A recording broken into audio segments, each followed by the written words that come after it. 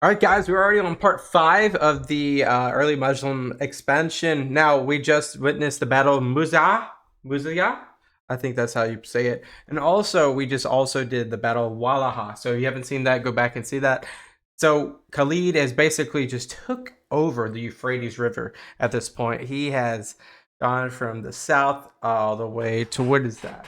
Ufair and Kasima to Muzaya, which they just basically did sneak attacks. The first time I've seen them do that, it's basically been just line up and fight before that.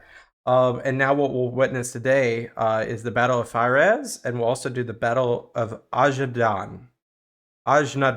So let's go. Glad you're with me. Let's go. Meant that the region between Muzaya and Al-Hira was now under the control of the Caliphate. We have sparse information Rashidun on the Caliphates. early administration of these lands. The Muslim sources claim that while the Persians living in the cities were often taken captive and enslaved, the local Arab population was forced to pay the jizya tax, but was otherwise allowed a degree of autonomy and even freedom of worship. Yeah, there's a lot of freedom of worship's crazy because you got the I forgot how you say it, but Zoroastrianism. Oh God, I'm butchering it. But there's an old religion starting with a Z, as well as Christianity, as well as the different versions of Christianity, as well as of course the Muslims. So interesting of freedom of religion. More raids were sent across the Euphrates in the next month, while Khalid was contemplating what his next move should be. Attacking Ctesiphon was still dangerous, as that would have stretched the supply lines too much. That made an attack on the only Sassanid target in the area, the city of Firaz, the only option. Firaz was right on the border of the Sassanid and Eastern Roman empires. Khalid and his 20,000 reached the area in December. Once again, the sources are conflicted, but a few details We got one single bridge. Okay. that have reached our times allow us to form a coherent timeline. We know that the local Sassanid and Roman garrisons united their strength on the north side of the Euphrates, while Khalid held the crossing on the other side.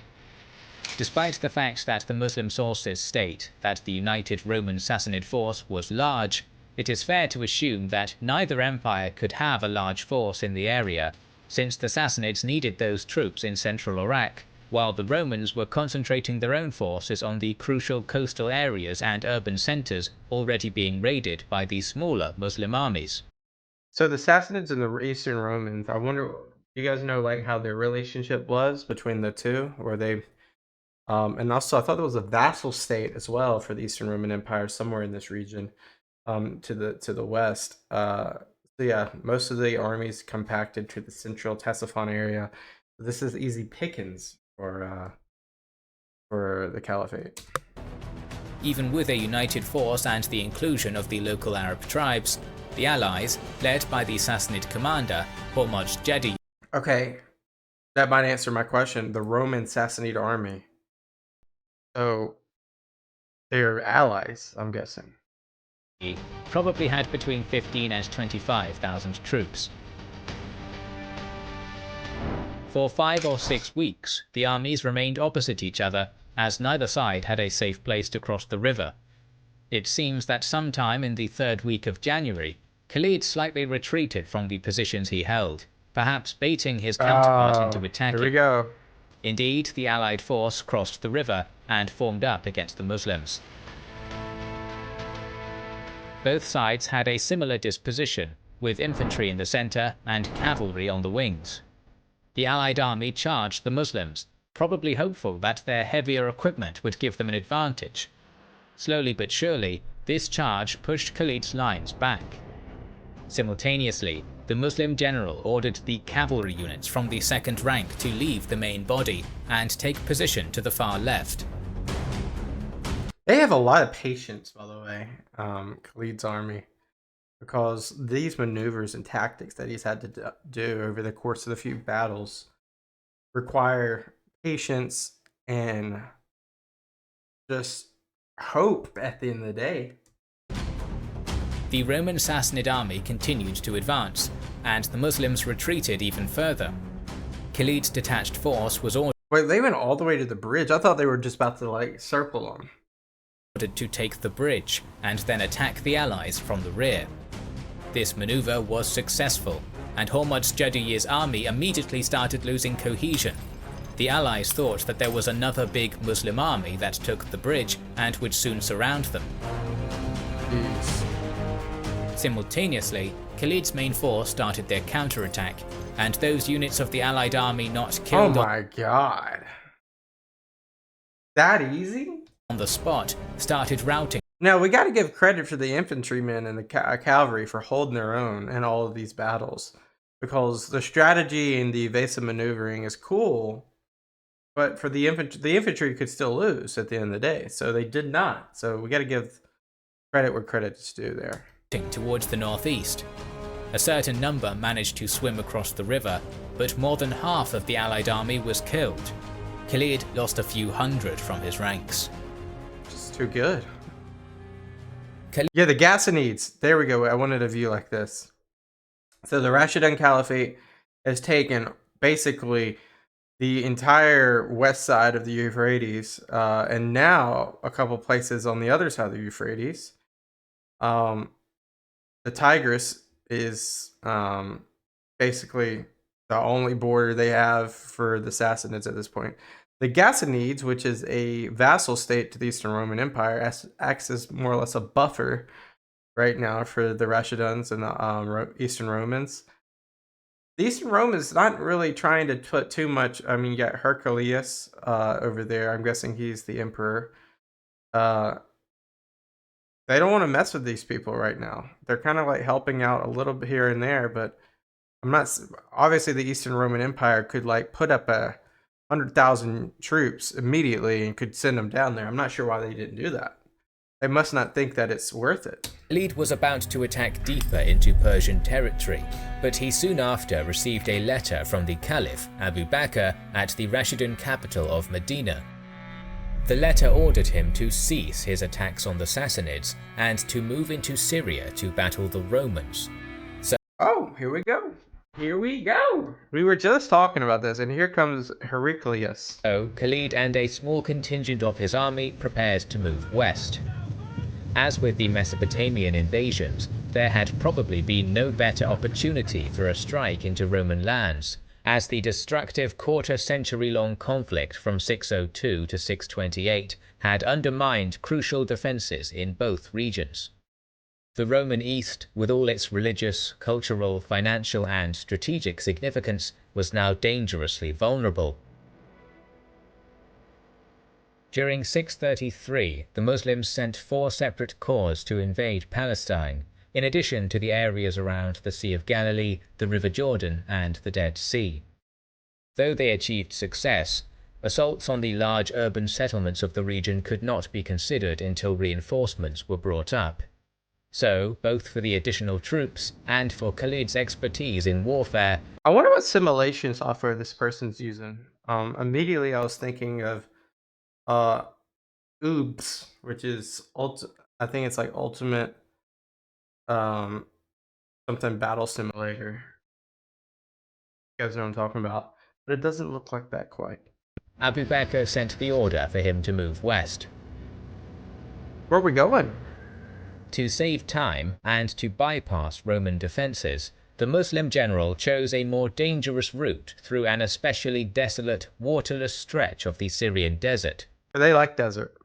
Much to the alarm of his sub-commanders.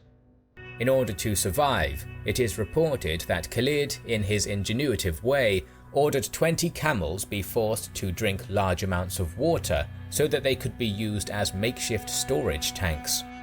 The beasts Makeshift storage tank. Used how that would work. were then periodically slaughtered along the journey when nourishment was needed, and the water was then harvested from the camels. Ew. That's nasty. I guess strategically After 5 nasty. grueling days of marching through this desolate landscape, the 9,000-strong Muslim army emerged at Suwa. Then they swiftly inflicted a minor defeat on the Roman Arab clients, the Sassanids, at Marj al-Rahit while they were celebrating Easter. Proving his strategy correct, Khalid's improbable desert crossing had also neutralized the Byzantine defenses on the Arabian border. Now he turned south, towards the Syrian town of Bosra, where the arrival of his reinforcements led to its capture by mid-July of 634. Despite this success, the Muslims had little time to celebrate. Roman Emperor Heraclius, who was now in Emesa, sent his brother Theodore and an Armenian general named Wardan south towards Ajnadayn, 25 miles southeast of Jerusalem, where they began to gather a large army. Spies reported this gathering force to the invaders, and the burgeoning Caliphate's army marched to meet their Byzantine opponents. This is like the first real battle against the Eastern Romans, the Rashiduns here. Like a real one-on-one. Very few hard facts are known about this battle, but we can reconstruct a version of the fight using the available sources. Much more troops in this one. Archers? Muslim accounts infantry? vastly exaggerate the number of Roman troops they faced, and it is likely even that the weakened Byzantine... This is actually pretty even. Usually we saw like a huge advantage by the opposing force, but not in this case. Forces in Syria, 10,000 strong and commanded by Wardan and Theodore, were outnumbered by the 15,000 Muslims. Yeah, both armies formed up in extended lines, with their camps to the rear, and both sides stood ready with 3 divisions of infantry, right, left, and center, while each wing had a cavalry flank guard. Behind the Muslim center was a small reserve, and in front of their center was a small group of champions. Before the battle began, a Christian bishop rode over to Khalid's army and attempted to negotiate a Muslim withdrawal. However, the Rashidun general simply responded by offering the traditional choice: conversion to Islam, payment of the jizya tax, or death in battle. This reminds me a lot of the Khanate's reasonings for battle.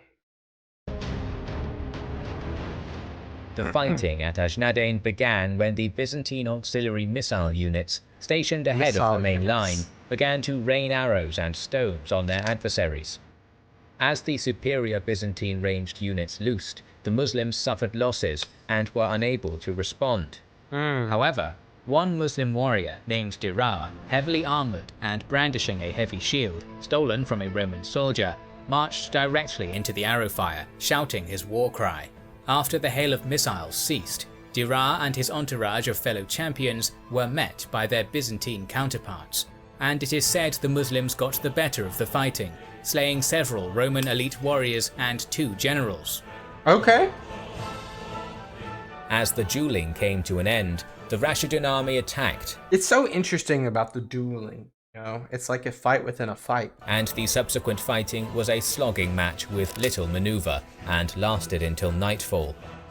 The next day, Byzantine commander Wardan attempted to lure Khalid into a trap by offering a parley, but the plan went wrong and he was instead killed by the fearsome Dirar. Oh.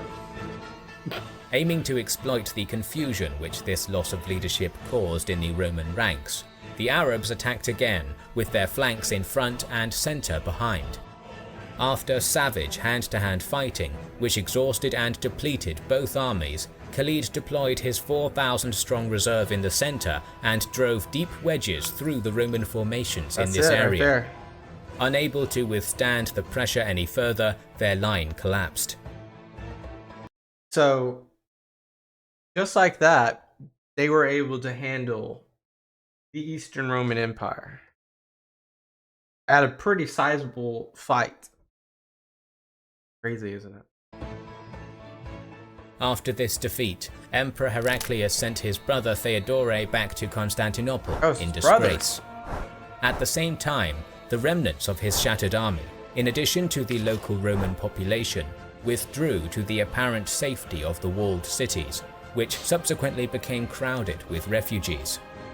Perhaps an omen of things to come, Heraclius then retreated with his headquarters further north to the city of Antioch, due to the fact that Muslim forces now controlled the countryside and were expected to advance on the most prominent urban centre in the area. Damascus? A week after their victory at Ajnadayn, the Arab forces began to march north in the... Alright, we're going to stop there because what we'll be listening to next is Damascus. I was right. Alright, so we got Damascus coming up. Guys, this was part 5 of the early Muslim expansion for the Rashiduns. Seems like they were able to take down not only a hybrid between the Sassanids and the Eastern Romans, but also in a full-on Eastern Roman Empire army with cavalry, archers, and archers got better of them. It seems like these duels are very like momentum swingers. So we'll have to keep an eye out for more duels like that. But guys, thank you so much for watching. Leave a subscription down below if you haven't already. Leave a comment down below if you haven't already. I'll see you guys next time. Peace out. Bye-bye.